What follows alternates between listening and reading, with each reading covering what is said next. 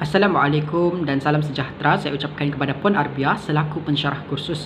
Pada hari ini saya Muhammad Azwan bin Reji bersama rakan sepasukan Muhammad Amir, Ira Rachel Benedict, Nur Rahmah Hanum dan Haziratul Nabila akan membentangkan tata cara pembentukan istilah bahasa Melayu.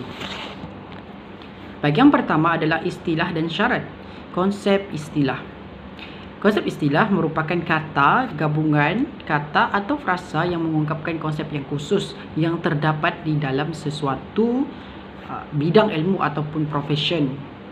Istilah itu mempunyai makna yang tepat bagi konteks bidangnya. Seperti mana yang disebut dalam Kamus Dewan Bahasa dan Pustaka. Ini bermakna istilah merupakan sesuatu yang diberikan atau digunakan sesuai dengan konteks dan juga bidangnya. Sekiranya sains, maka konteksnya adalah berkenaan dengan sains. Sekiranya ekonomi, maka konteksnya adalah ekonomi. Baik, ada beberapa syarat-syarat pembentukan.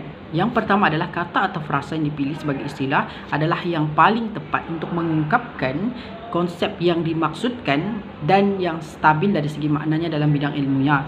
Yang kedua adalah kata atau frasa yang dipilih adalah yang paling ringkas antara pilihan yang ada yang mempunyai rujukan yang sama.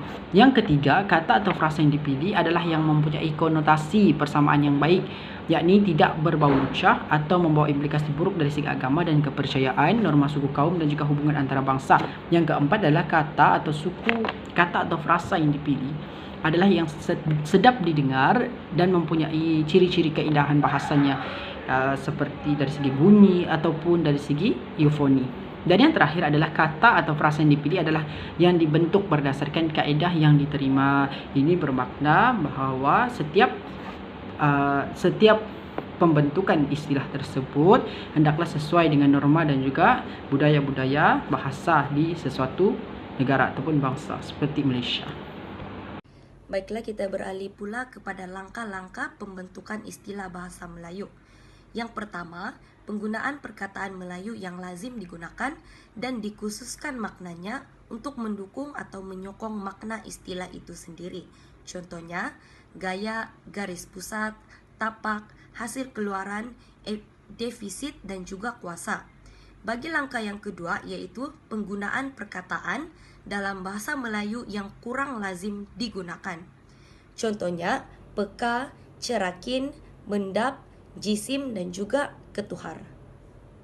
Kita akan masuk ke langkah yang ketiga, iaitu penggunaan perkataan bahasa serumpun, iaitu dialek Melayu yang lazim digunakan. Contohnya, gambut daripada Banjar, nyeri daripada Sunda, engkabang daripada Iban, awet daripada Jawa, dermaga daripada Jawa, labur daripada Negeri Sembilan. Kita akan masuk ke langkah yang keempat, iaitu penggunaan perkataan bahasa serumpun atau dialek yang sudah tidak lazim digunakan. Contohnya, dening berasal daripada dialek Kelantan, riam daripada dialek Johor, engkabang iaitu Iban dan nyeri daripada Sunda.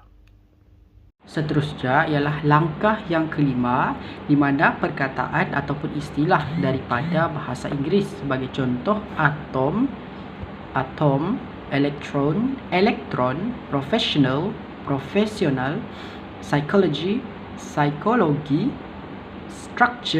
struktur.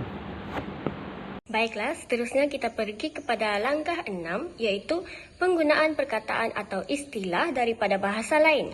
Istilah asing, ungkapan tertentu yang sebutan dan ejaannya kekal dalam semua bahasa. Digunakan juga dalam bahasa Melayu dengan syarat diberi garis bawah atau dicetak sendeng. Contohnya, bona fide, esprit de corps, fait accompli, and well done chow.